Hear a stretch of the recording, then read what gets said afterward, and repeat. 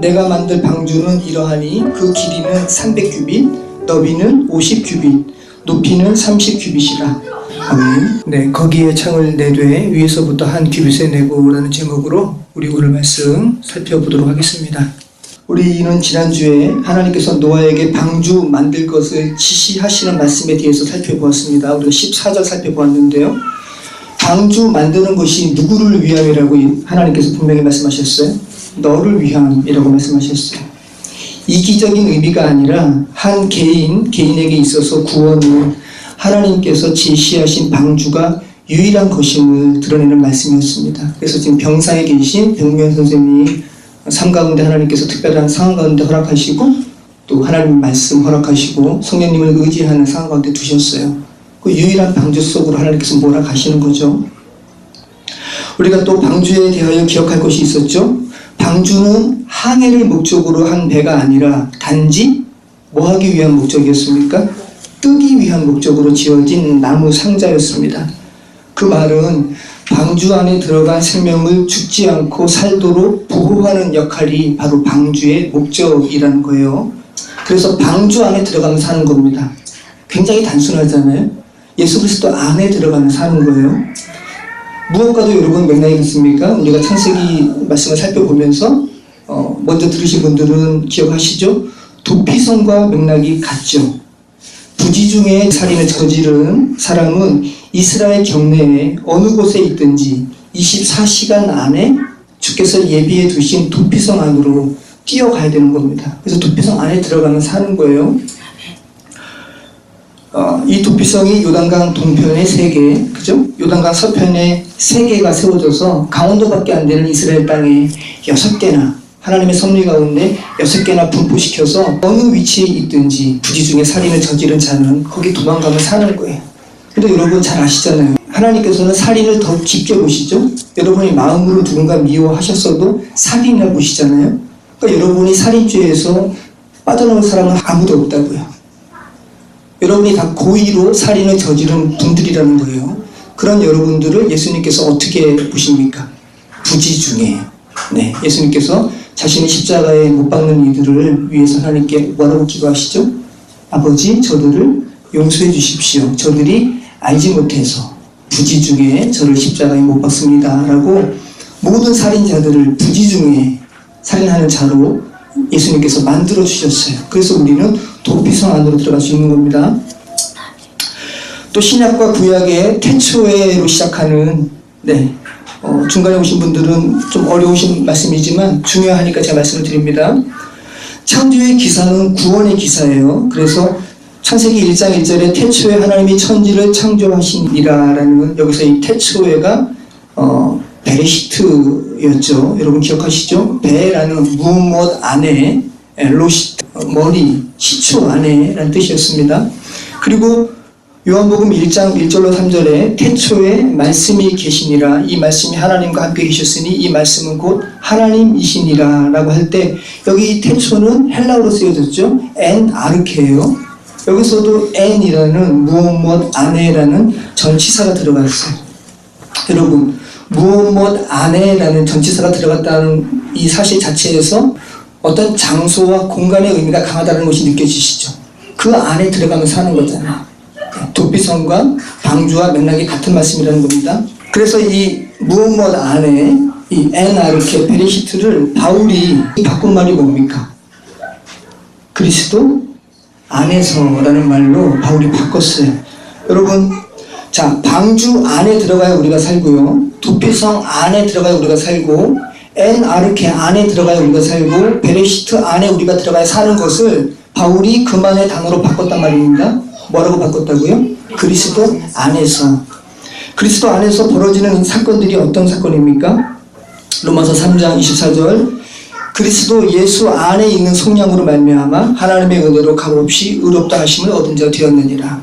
저와 여러분이 어떤 것으로도 하나님 앞에 의롭다 여김을 받을 수가 없는데 그리스도 안으로 들어가면 하나님의 은혜로 값없이 의롭다 함을 받을 수 있다는 거죠. 로마서 8장 1절 그러므로 이제 그리스도 예수 안에 있는 자에게 뭐가 없나니? 정죄함이 없나니? 정죄함이 없다. 원천 봉쇄된다. 근원 안으로 들어가는 것이기 때문에 라고 말씀하고 계시죠. 로마서 8장 2절 이는 그리스도 예수 안에 있는 생명의 성령의 법이 죄와 사망의 법에서 너를 해방하였습니다. 그리스도 예수 안에 어떤 법이 있어요.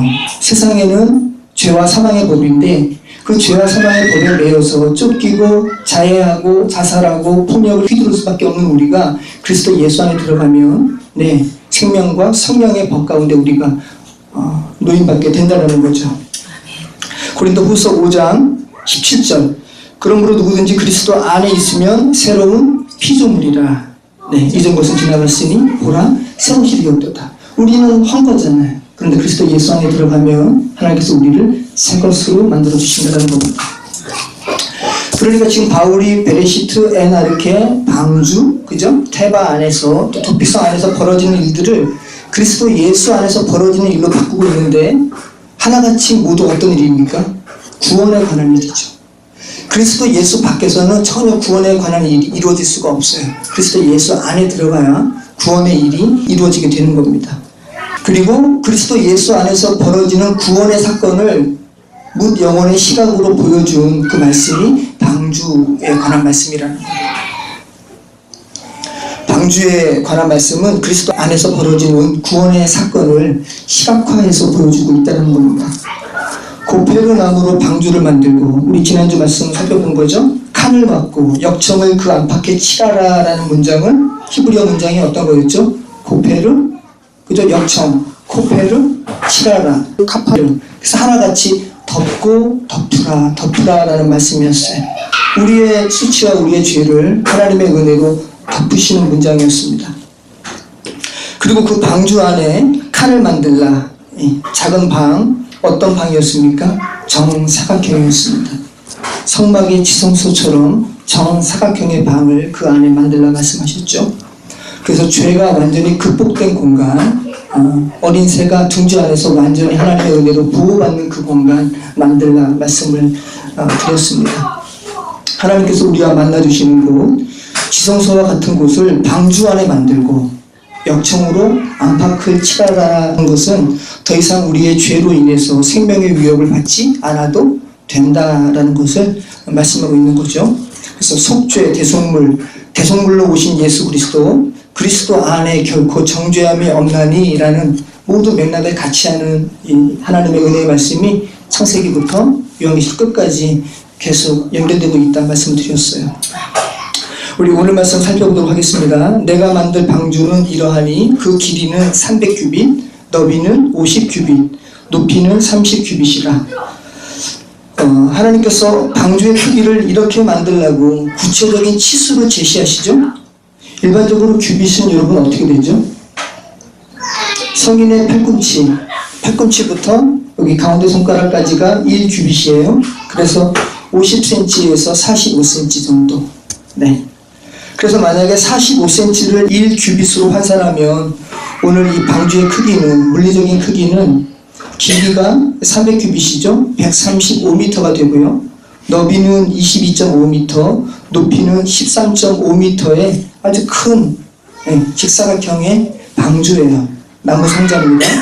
그래서 창조 과학을 주장하시는 분들에 의하면 이러한 배의 크기는 실제로 하나님께서 창조 기사에서 창세기에서 말씀하시는 그 동물들을 안수 한 쌍씩 다 충분히 넣을 수 있다라고 이야기합니다. 그리고 이 방주의 길이와 높이와 너비의 비율 있잖아요.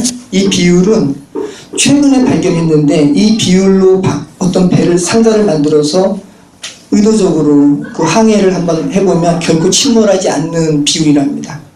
이렇게 창조과학자들은 이 부분을 이야기하고 있는데 노아의 방주에 관해서 물리적인 관점으로 여러분이 생각할 것은 이 정도 선에서 그치는 것이 좋으세요. 그런데 어떤 이들은 노아의 방주가 지금도 터키 아라라산 어디에 묻혀 있다고 이런 부분을 계속 이야기하시는 분들이 있는데 여러분 냉정하게 생각을 해서 노아의 방주의 실체의 유무가 여러분의 구원과 어떤 상관이 있습니까? 전혀 상관이 없어요. 노아의 방주의 실체를 거기에 자꾸만 관심 갖고 붙드는 것은 여러분의 구원과는 아무 관계가 없다는 겁니다. 여러분이 그 물리적인 방주를 개조해서 고쳐서 타셔야지 여러분이 구원받는 거 아니거든요. 그죠? 예수님께서도 회개하지 않는 노아의 시대에 대해서 말씀하시지 물리적인 방주에 대해서 예수님께서 언급하지 않으세요. 예수님께서 노아의 시대에 말씀하시는 것은 방주 말씀하시는 것이 아니라 그때 그 사람들도 오늘날 너희들처럼 장가가고 시집가고 먹고 마시고 그러다가 멸망당했어 라는 이 구원에 대한 너희가 지금 시급한 상황 가운데 놓여있다라는 경고의 말씀을 하셨지 노아의 방주를 말씀하시지 않으셨다고요. 그리고 이 성경 원문에는 규빗이란 말도 없어요. 이 규빗. 네. 원문에는 규빗이란 말이 없다고요. 아마라는 이 히브리어 측량의 단위예요. 그래서 정확하게 치수가 어느 정도인지 알 수도 없어요. 이 규빗이라는 것은 히브리어 성경을 라틴어로 번역을 할 때 큐비뜸이라는 이 팔꿈치라는 라틴어에서 온 말이에요. 그러니까 전혀 지금 성경 원문에도 없는 이 규빗이라는 단어라는 거죠. 그리고 이 규빗은 이스라엘에만 있는 것이 아니라 애굽에도 있었고요, 바벨론에도 있었어요. 그리고 긴 규빗, 짧은 규빗, 황실 규빗, 일반 규빗 하면서 치수가 다 달랐어요. 그러니까 이 규빗 가지고 시대적인 방주의 이 규모를 예측하려고 하는 시도는 어리석은 일이라는 겁니다. 방주의 재원에 대한 기사는 방주의 크기가 정확히 이러이러하다라는 정확한 수치를 우리들에게 알려주는 데 있지 않고 그 안에 담긴 구조학적인 의미를 살피는 데 목적이 있다는 말씀이에요. 내가 만들 방주는 이러하니 그 길이는 300규빗, 너비는 50규빗, 높이는 30규빗이라. 네, 여기 수가 나오고 있죠. 몇 개의 수가 나옵니까? 3개의 수 같죠? 300, 그죠? 50, 그 다음에 30. 그런데 원문에는 4개의 수가 나와요. 3개의 수가 아니라. 그래서 300이라고 300을 의미하는 히브리어 단어가 나오는 것이 아니라 3과 100이 나오고 있고요. 그리고 50이 나와요. 네, 그리고 30이 나옵니다. 그래서 히브리어에서 이 3이라는 말은 준비의 의미가 있어요. 그리고 또 회개에서 은혜에 이르는 기간을 3으로 표시하는 경우가 있습니다. 요셉이 애굽에서 온 형들을 감옥에 3일간 가둬요. 그리고 요나가 니느웨 가기를 거절하고 다시스로 가는 배에 탔다가 풍랑을 맞고 큰 물고기 뱃속에서 며칠 동안 있습니까? 3일 동안 있죠. 네. 그리고 그 안에서 회개하고 하나님께서 물고기 통해서 다시 바다 밖으로, 육지 밖으로 뱉어나게 하죠. 예수님께서 이것을 부활에 대한 의미로 말씀하셨죠. 예수님의 몸이 며칠간 무덤 속에 있어요? 3일간 있어요. 그죠? 그래서 요나와 예수님께서 장사 지낸 바 되는 무덤 속에서의 3일은 인간의 죄는 죽음으로 인해서 완전히 심판받고 은혜가 승리한다라는 의미인 거예요. 3일 후에 하나님께서 예수를 일으키시잖아요.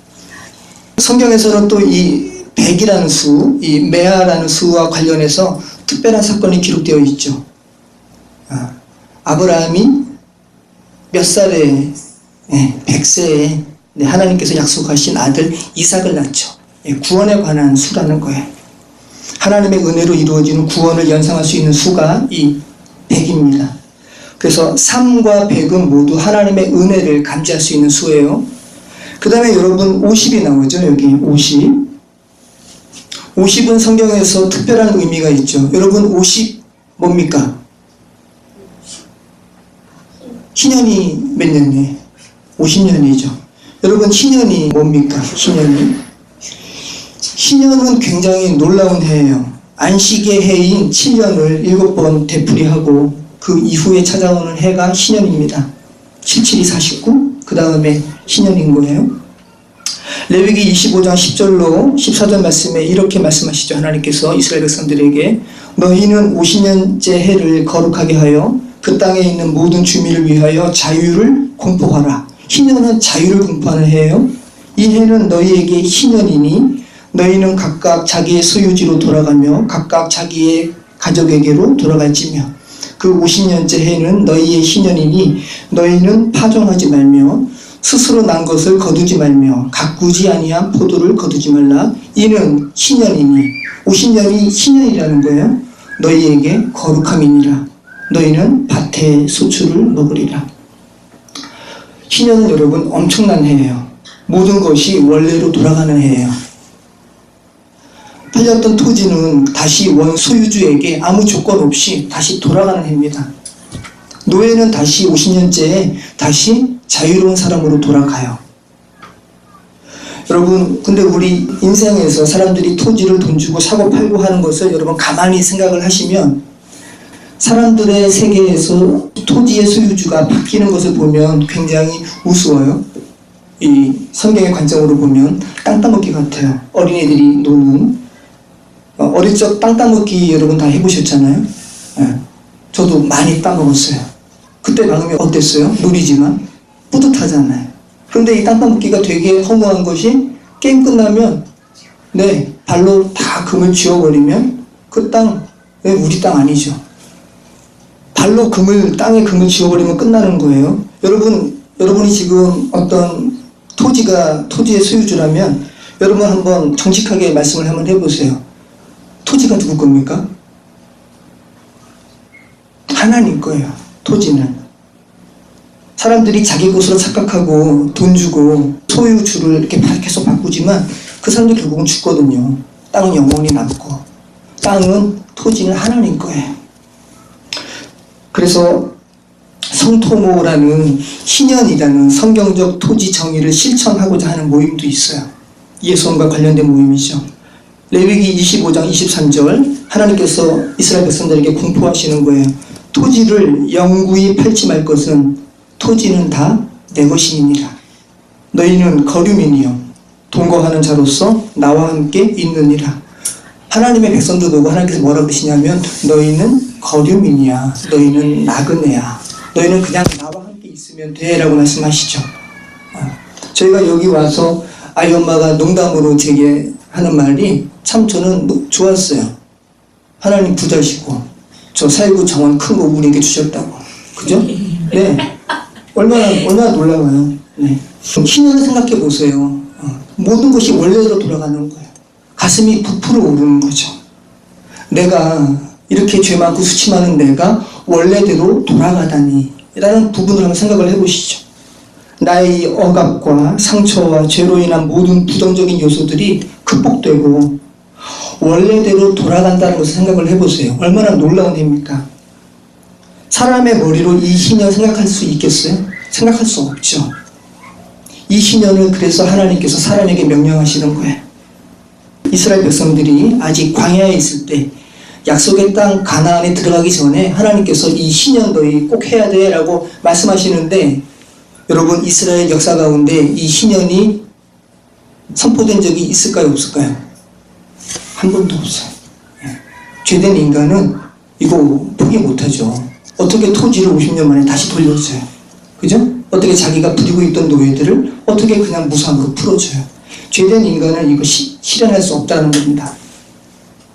죄된 인간의 역사에서는 불가능한 것이 이 희년이에요. 그래서 예수님께서 공생애를 시작하실 때 회당에서 이스라엘 말씀을 읽으시면서 이 희년의 해를 선포하시는 거예요. 누가복음 4장 18절로 19절 이게 이제 예수님께서 그 전까지는 그냥 유대인의 한 친구였고 그냥 이웃이었어요. 근데 예수님께서 하나님 아들의 정체성으로 공생애를 시작하실 때 회당으로 들어가시는 거예요. 그리고 회당 앞에 가셔서 책을 달라 그래서 두루마리 가운데 이사야서를 펴시는 겁니다. 그리고 그것을 읽으세요. 그리고 선포하시는 거예요. 누가복음 4장 18절로 19절 주의 성령이 내게 임하셨으니 이는 가난한 자에게 복음을 전하게 하시려고 내게 기름을 부으시고 나를 보내사 포로된 자에게 자유를 눈먼 자에게 다시 보게 함을 전파하며 눌린 자를 자유롭게 하고 주의 은혜의 해를 전파하게 하려 하심이라 하였더라. 주의 은혜의 해, 이 희년인 거예요. 단순히 여러분 눈먼 자, 그냥 장님을 눈뜨게 한다는 것이 아니라 복음에 대해서 보고도 그 복음을 발견하지 못하는 자 복음에 대해서 알게 하시고 그 눈을 뜨게 하시는 거죠. 복음을 듣고도 귀머리가 되어서 복음이 무엇인지 알지 못하는 자 그 귀를 열어서 복음의 비밀을 알게 하시는 거예요. 이것이 바로 희년 가운데 예수님께서 선포하시는 사역이라는 겁니다. 놀랍잖아요. 우리 인간은 전혀 가능하지 않은 이 신년을 예수님께서 당신의 공생애를 시작하시면서 이 신년을 선포하시면서 시작하신다는 거예요. 여러분이 지금 예수 그리스도 안에 있으면 이 신년 가운데 들어간 거죠. 50을 언급하면서 제가 신년에 대해서 말씀드렸고요. 방주의 치수에 또 무엇이 언급됩니까? 30이 언급되죠. 성경에 이 30은 다양하게 나와요. 특별히 나이와 화폐 이 30이 많이 나오는데, 민수기에서 회막이죠. 회막에서 일하는 남자를 계수할 때 30세 이상으로 할 것을 하나님께서 명령하세요. 그리고 누가복음 3장 23절에서는 예수님의 공생의 시작의 나이가 몇 살이라고 나옵니까? 30세. 네. 누가복음 3장 23절, 예수님께서 가르치심을 시작하실 때 30세쯤 되시니라. 사람들이 아는 대로는 요셉의 아들이니 요셉의 위로는 헬리오. 네. 그리고 이 30이 나이 말고 화폐에도 많이 나온다 말씀드렸죠. 특별히 성경에는 속전의 금액으로 이 30이 언급이 돼요. 속전. 누가 죄를 졌는데 이 30을 내면 죄 없이 해주는 거예요. 그러니까 죄보다 더 큰 은혜의 덮으심을 지금 상징하는 거죠. 지난주에 코페르, 카파를 설명하면서 우리가 다룬 말씀이죠. 예수님께서 우리의 속전으로 오셨죠. 네. 출애굽기 21장 32절, 소가 만일 남종이나 여종을 받으면 소임자가 30세겔, 여기 30 나오는 거예요. 소가 만일 남종이나 여종을 받으면 소임자가 30세겔을 그의 상전에게 줄 것이요, 소는 돌로 쳐서 죽이지니라 말씀하시죠. 그리고 가룟 사람 유다가 예수님을 얼마에 팔아넘깁니까? 네, 맥락이랑 같이 연결하시면 돼요. 은 30에 팔아넘기죠, 예수님을. 예수님께서 겨우 30에 팔리셨어요. 마태복음 26장 14절로 26절, 그때 12 중에 하나인 가룟 유다라 하는 자가 대제사장들에게 가서 말하되 내가 예수를 너희에게 넘겨주리니 얼마나 주렸느냐 하니 그들이 은 30을 달아주거늘 그가 그때부터 예수를 넘겨줄 기회를 찾더라. 네, 예수님께서 30에 팔리셨어요. 그러니까 속전 금액이라는 거예요. 예수님께서 은 30에 팔리셔서 여러분의 속전이 되어주셨어요. 그래서 여러분이 죄사함을 받으셨습니다. 그럼 여러분, 제가 아까 말씀드린 3, 그리고 100, 그리고 50, 그리고 30, 이 방주의 치수가 모두, 방주에 나오는 이 재원의 수치가 모두 우리를 구원하시는 하나님의 은혜의 수라는 것을 우리가 알게 되는 것이죠.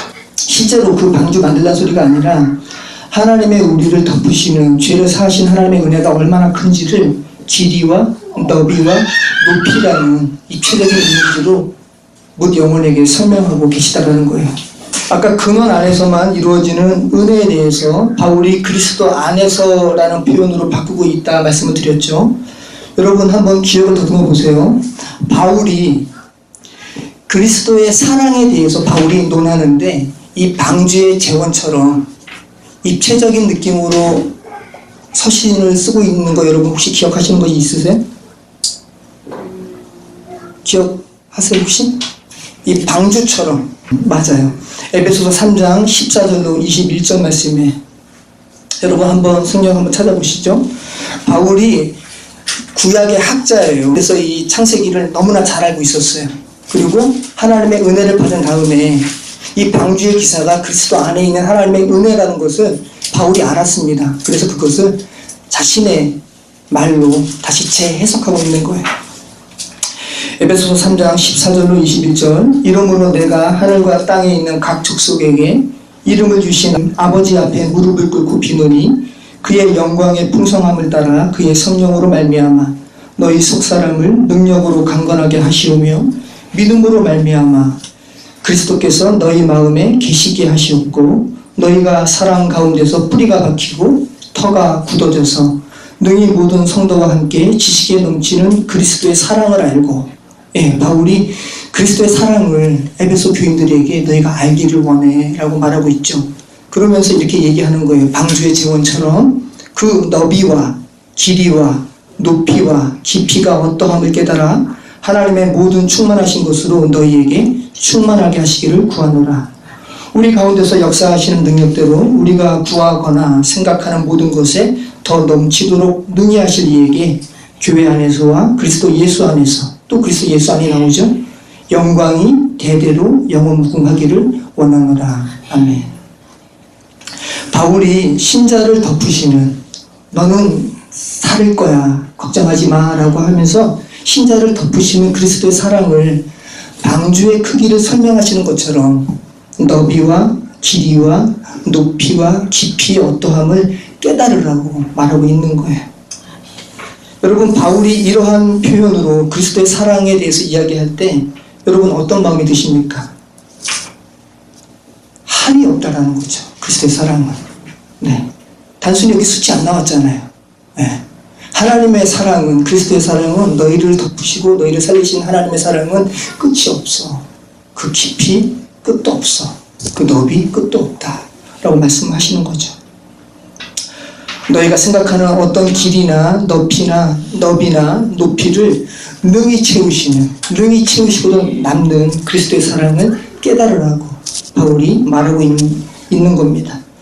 너희의 알량한 생각으로 너희를 덮으시는 그리스도의 사랑을 제한하지 말라라는 거예요. 내가 이렇게 죄 많이 졌는데 어떻게 나를 덮으셔?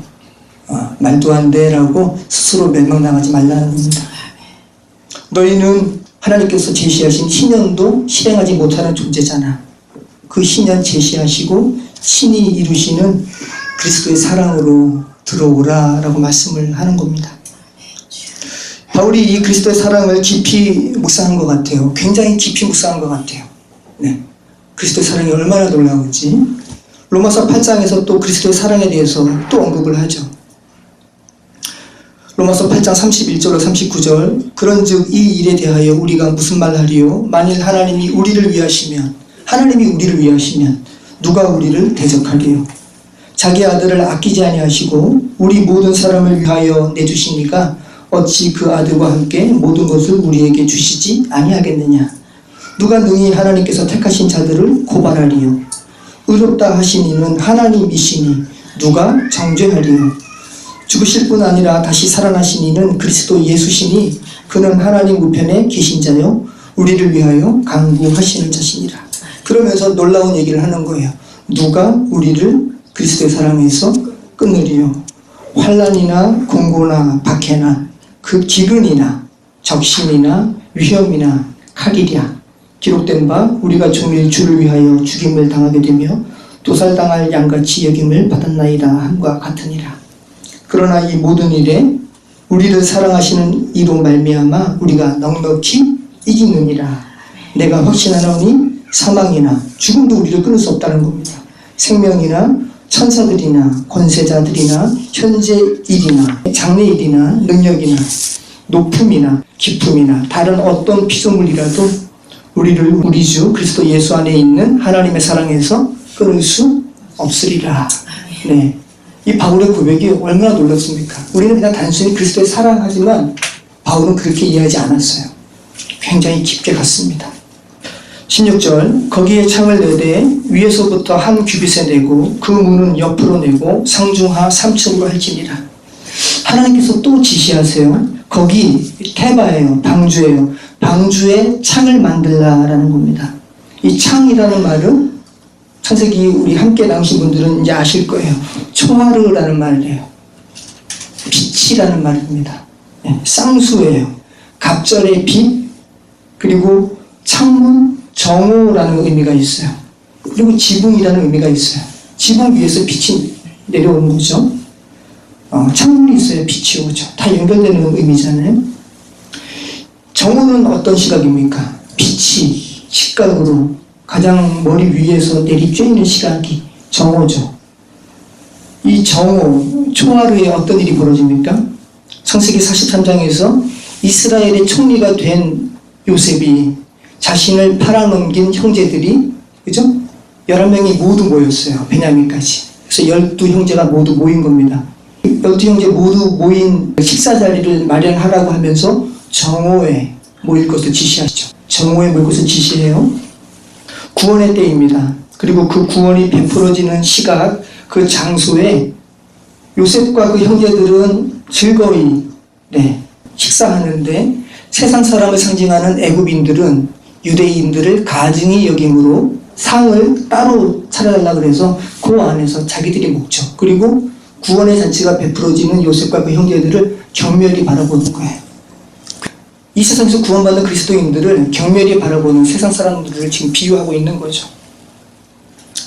그러니까 여러분, 빛, 갑절의 빛, 창문, 정오, 지붕 모두 빛이라는 이 초하르라는 의미로 연결되는 것임을 알게 되는 거죠. 그래서 오늘 본문에서는 창문을 내라는 것으로 번역을 했지만 여러분, 단순히 뭐 환기구 만들라는 게 아니잖아요. 그죠? 빛에 관한 말씀인 거예요. 위에서부터 내리쬐이는 빛에 관한 말씀. 구원의 빛이 되는 거죠. 물이 들어오지 못하도록 밀폐된 방주에 빛이 쏟아지는 창문을 만들라라는 겁니다. 얼마나 어둡겠어요, 방주가. 문도 하나밖에 없는데. 원문에는 그리고 한 규빗이라는 일을 상징하는, 일을 의미하는 에하드라는 이 히브리어 단어가 없어요. 그냥 아마예요. 이 아마를 규빗이라 번역했다 그랬죠. 그러니까 어떤 겁니까? 수로 제한하지 않는 규빗. 그죠? 하나님의 빛을 1이라는 한 규빗이라는 수치로 제한하지 않고 하나님께서 원하시는 대로 쏟아 붓는 거죠. 이 창은 측면에 내는 것이 아니에요. 측면에는 문을 내고요. 이 창은 천정에다 내는 겁니다. 3층 위에다가. 그러니까 하늘 위에서 내리쬐는 빛을 연상할 수 있는 거죠.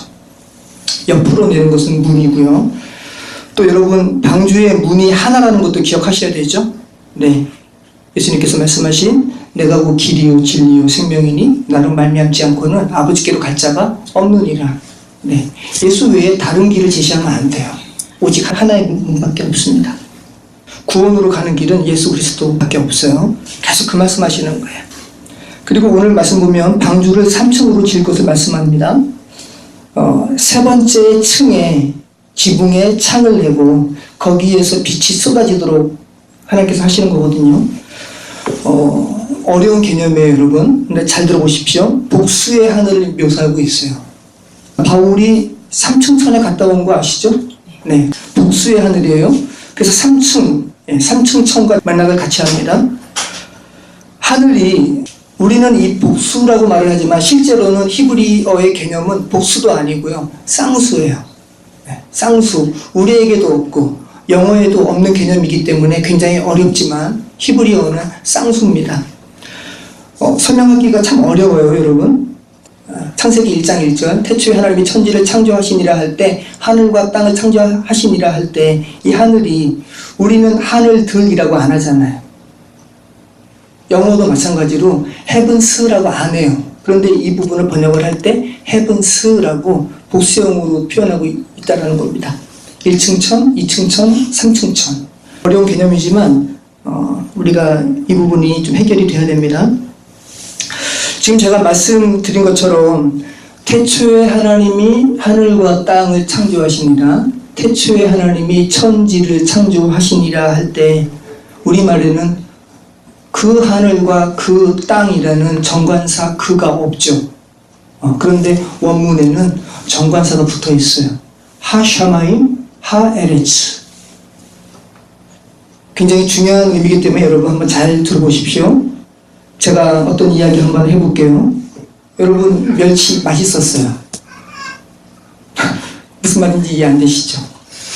근데 김한숙 권사님 저에게 주신 멸치 맛있었어요. 그 멸치. 그러니까 제가 알고 김한숙 권사님이 아시는 그 멸치죠. 정관사는 그럴 때 사용되는 거예요.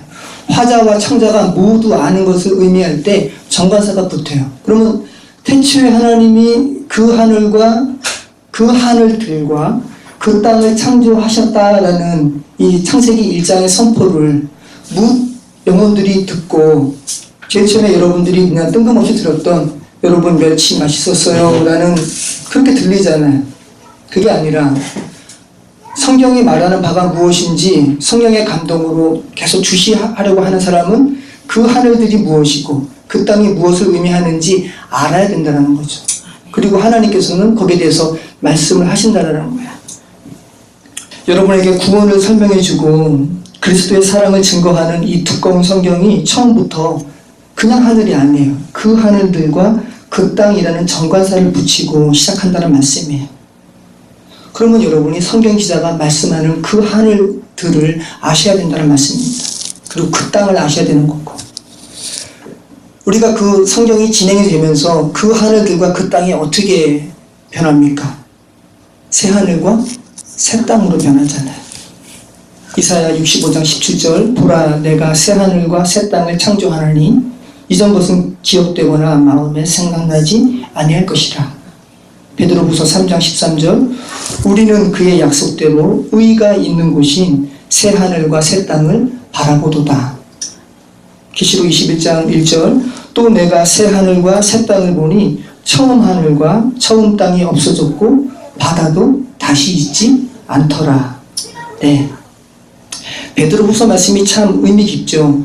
새 하늘과 새 땅이라는 것은 하나님의 의가 있는 뭇 영혼이라는 거예요. 그러니까 하늘과 땅은 인격체라는 거예요. 우리의 인격체, 하나님의 성도들을 의미한다는 말씀이에요.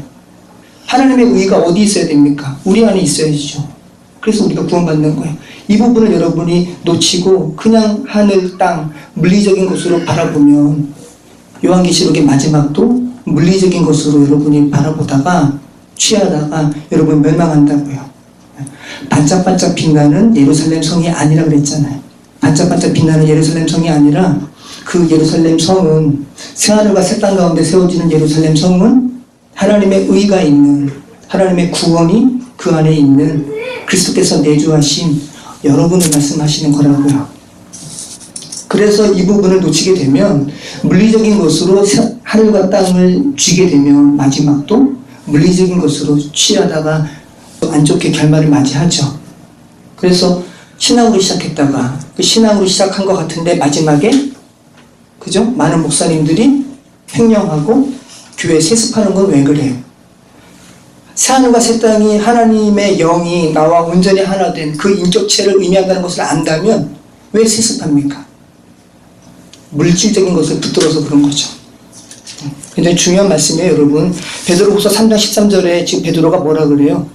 우리는 그의 약속대로 의가 있는 곳인 새하늘과 새 땅을 바라보도다 라고 얘기하지, 반짝반짝 빛나는 기복적인 물질적인 것들이 채워지는 그것을 바라보도다 라고 말하고 있지 않죠.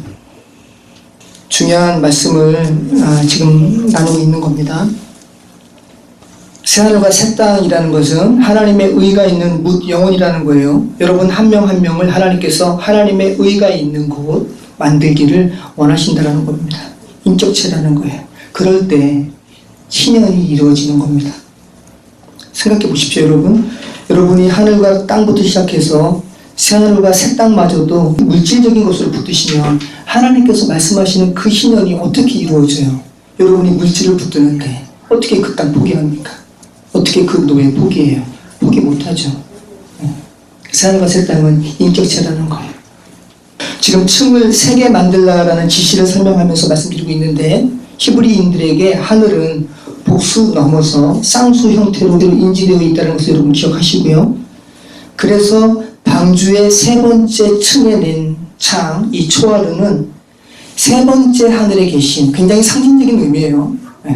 완전한 하늘에 계신 하나님으로부터 내리쬐이는 구원의 빛에 대한 말씀이라는 겁니다. 바울이 셋째 하늘에 대해서 자기의 간증을 이야기하죠. 고린도후서 12장 1절로 10절 바울이 이렇게 얘기합니다. 무익하나마 내가 부득불 자랑하노니 주의 환상과 계시를 말하리라. 내가 그리스도 안에 있는 한 사람을 아노니 그는 14년 전에 셋째 하늘에 이끌려간 자라. 그가 몸 안에 있었는지 몸 밖에 있었는지 나는 모르거니와 하나님은 아시느니라. 내가 이런 사람을 아노니 그가 몸 안에 있었는지 몸 밖에 있었는지 나는 모르거니와 하나님은 아시느니라. 그가 낙원으로 이끌려가서 말로 표현할 수 없는 말을 들었으니 사람이 가히 이르지 못할 말이로다. 바울이, 여러분 이 말씀 들으시면서 바울이 물리적으로 첫째 하늘, 두 번째 하늘을 지나서 세 번째 하늘 갔다고 그렇게 이해하시면 안 되고, 바울의 생애 가운데 하나님께서 허락하신 하나님과 온전히 연합된 어느 한 순간에 대해서 말하고 있다는 거예요. 그 사건은 14년 전에 벌어진 일이고, 여러분 이게 굉장히 놀라운 게 바울이 나는 모르거니와 하나님은 아시느니라. 그리고 지금 바울이 뭐라 그래요? 내가 그리스도 안에 있는 한 사람을 안다 그러죠. 그게 바울이거든요. 내가 3층 전에 올라갔다 왔어 라고 이야기하고 있지 않고 내가 그리스도 예수 안에 있는 한 사람을 아노니 라고 이야기하고 있어요. 무슨 말이냐면 죄된 사람은 물리적인 천국에 올라가면 자기가 갔다 온 거 자랑한다고요. 나 여기 갔다 왔다? 그죠? 그런데 바울은 오히려 3인칭으로 단순하게 말해요. 내가 간 게 아니라 하나님께서 나를 이끌어 올리셨고 그 하늘은 나와 하나님과의 온전한 연합이었기 때문에 아주 겸손하게 이야기하고 있는 거예요. 내가 몸 밖에 있었는지 몸 안에 있었는지 나는 몰라. 근데 하나님은 아셔. 라고 이야기하고 있는 겁니다. 지금 창세기 6장 14절부터 16절에 기록된 방주의 재원에 관해서 말씀을 살폈는데 여러분 한마디로 그럼 방주가 뭐라는 거예요? 방주가 구원이고 그리스도라는 거예요. 예수 그리스도 안에서 펼쳐지는 하나님의 구원의 역사의 지극히 크심과 그 은혜의 풍성하심, 그리고 그 은혜의 광대하심, 그리고 그 은혜의 완전하심에 대해서 말하는 기사라는 겁니다. 그 수치로 방주 똑같이 만들라는 게 아니에요. 그러면 여러분 바울의 이 같은 삼층천에서 쏟아지는 빛의 내리쬐임을 그리스도 예수 안에 있는 하나님의 백성들은 어떻게 해야 되는 거죠? 그 쬐임의 경험이 있어야 돼요? 없어야 돼요? 있어야 돼요. 있으세요? 네. 있으세요? 네, 감사해요. 있으세요? 네.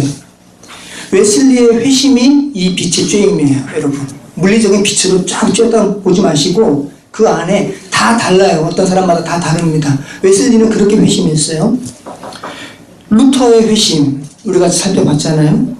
외적인 빛이나 그런 자극적인 체험이 아닐지라도 하나님의 구속의 은혜가 하나님의 구속의 은혜, 나를 구속하시고 나를 자유케 하시고 나를 온전케 하신 하나님의 은혜가 정말로 믿어지고 내 안에 힘면 깊숙이 뭔가 하나님의 임재가 깊이 느껴지는 그런 순간을 말하고 있는 겁니다. 사람마다 다르죠.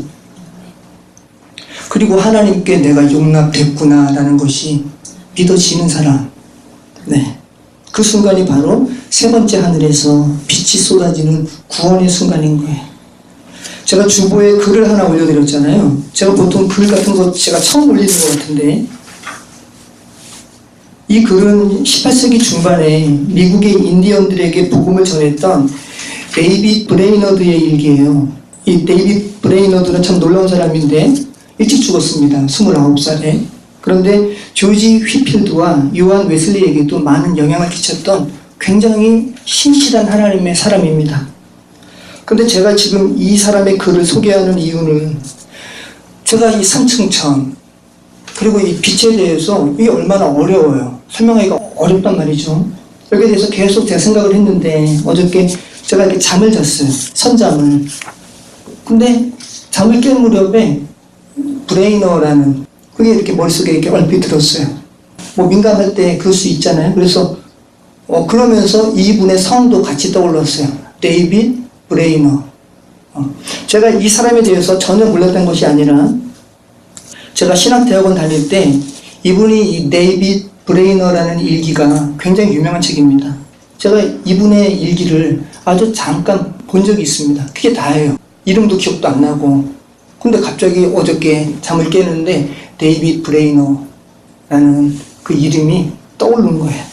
그래서 하나님께서 오늘 말씀과 관련된 또한 것이 뭐 있겠다 싶어서 제가 찾아봤어요. 성령께서 알려주신 것이니까 뭔가 있겠지라는 생각으로 찾아봤습니다. 이분의 글이 길어요. 그렇게 찾은 글이 오늘 주부에 실린 글이에요. 이것이 어떤 글이냐 하면 데이빗 브레이너드가 하나님의 영광을 처음 체험한 날의 일기예요. 네, 하나님의 영광을 데이빗 브레이너드가 처음 체험했어요. 그거에 대한 감격으로 쓴 글이 오늘 글입니다. 하늘이나 땅에 나를 행복하게 해줄 수 있는 것이 하나도 없기라도 한 것처럼 쓸쓸한 마음이었다. 그런 상태에서 거의 반 시간가량 기도하려고 애를 쓰다가 매우 어리석고 무분별한 행동이었다는 생각이 든다. 일어나 어두컴컴한 깊은 숲속을 거니는데 말할 수 없는 영광이 열리며 나의 영혼이 그것을 감지한 것 같았다. 물리적으로 무언가 밝은 빛이 나타난 것은 아니다. 그런 것은 전혀 보지 못했다. 그렇다고 3층 천의 어느 곳에서 빛을 내는 물체 같은 것을 상상하려 했던 것도 아니었다. 오히려 하나님을 마음속으로 새롭게 깨닫거나 바라보게 된 것이었다. 전에는 그런 것을 경험한 일이 없고 그런 것과 비슷한 것조차도 본 일이 없었다. 나는 경이감과 악모의 마음이 가득한 채로 조용히 서 있었다. 전에는 그것에 비교될 만큼 훌륭하고 아름다운 것은 한 번도 본 일이 없었다. 그것은 내가 하나님 혹은 신적인 일들에 대해 갖고 있던 모든 개념들과는 판이하게 다른 것이었다. 그런 영광스러운 신적인 존재를 보다니 내 영혼이 말로 다할 수 없는 기쁨으로 즐거웠다. 그리고 그분이 영원토록 만유의 하나님이시라는 것에 대해서 마음속 깊이 기쁨과 만족을 얻었다. 네, 기니까 여기까지만 할게요. 참 놀랍잖아요, 여러분. 여기 지금 데이빗 브레이너드가 이 쓴 얘기 중에 빛 나오죠. 삼층천 나오잖아요. 네, 이건 물리적인 빛, 뭐 이렇게 가시적인 것이 아니다. 그죠? 자신만의 내적인 확신 가운데, 내적인 체험 가운데 주께서 허락하신 은혜를 기록하고 있잖아요.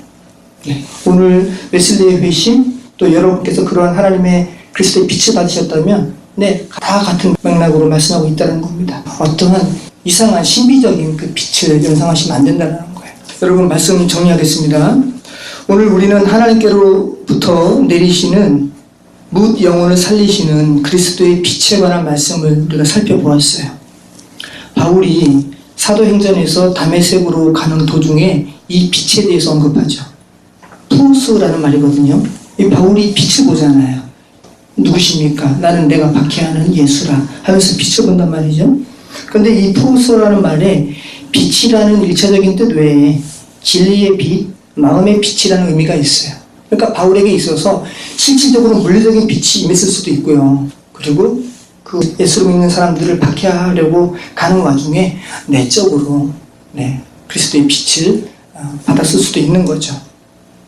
그런데 누가는 이 다메섹으로 가는 도중에 바울이 회심한 이 사건에 한 이야기를 덧붙이는데, 바울은 이 빛을 봤는데 바울과 함께한 사람은 못 보고 음성만 들었다고 이야기하고 있어요. 그러니까 동시에 이루어지는 일이라는 거예요. 누구는 구원받고 누구는 그리스도의 빛을 받고 누구는 그 빛을 못 봐요. 무서운 말이잖아요, 여러분. 요셉과 함께한 형제들이 함께하는 그 식사의 자리, 구원의 자리에 내리쬐이는, 하늘로부터 내리쬐이는 그 구원의 빛을 동시대예요, 동시간. 그 구원의 잔치에 참여한 요셉과 그의 형제들은 그 빛의 비춤을 받고 동시대 그 옆에서 구원받는, 구원의 그 잔치가 벌어지는 그 순간을 경멸히 바라보는 애굽인들이 있다고요. 지금 우리잖아요. 지금 우리가 살아가는 시대란 말씀입니다. 루터와 웨슬리도 그리스도의 빛을 봐요. 그죠? 근데 그 시대에 또 다른 사람들은 그리스도의 빛을 못 보죠. 여러분의 가족들도 여러분은 그리스도의 빛을 보는데 지금 같이 살아가는 이 시간 가운데 그들은 그리스도의 빛을 못 봐요. 무서운 말이라는 겁니다.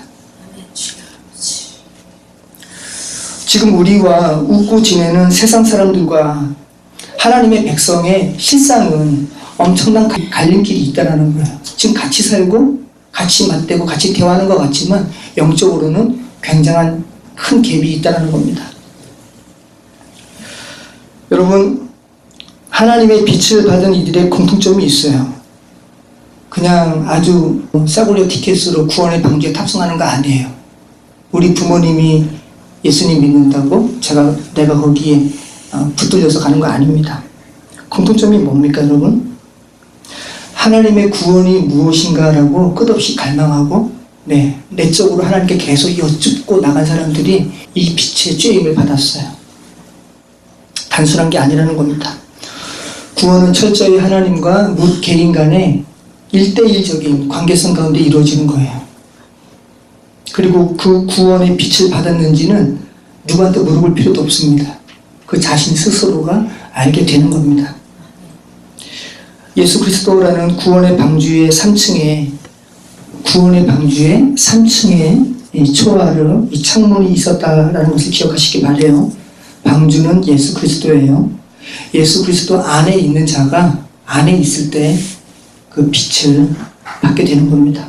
그 안에서 하나님과의 온전한 연합을 강구하는 자, 그에게 하나님께서 구원의 빛을 비춰주십니다. 모쪼록 저와 여러분 모두 셋째 하늘에서 비추이는 그리스도의 빛에 노출되시는 영광스러운 일이 있기를 축원합니다. 기도하겠습니다. 참 좋으신 하나님 감사합니다.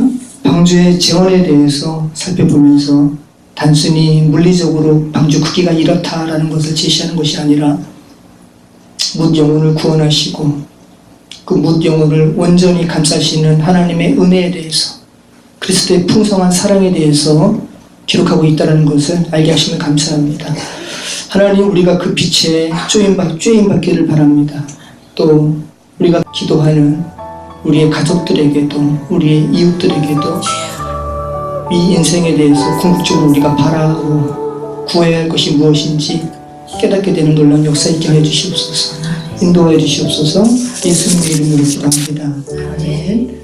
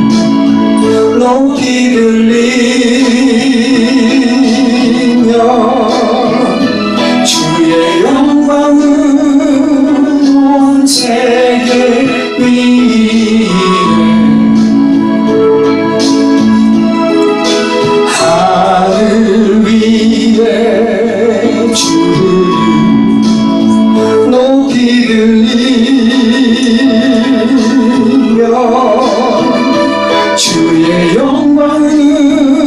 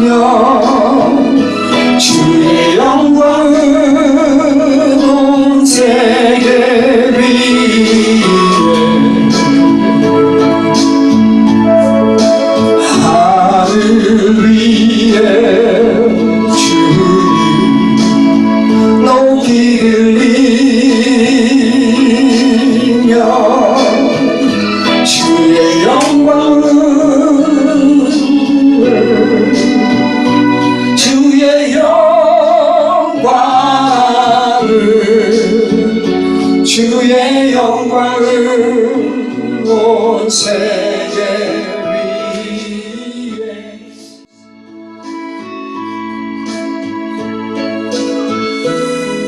이제는 우리를 사랑하시는 하나님 아버지의 그 크신 사랑하심과 예수 그리스도의 구속의 은혜와 성령의 감화 감동 역사하시니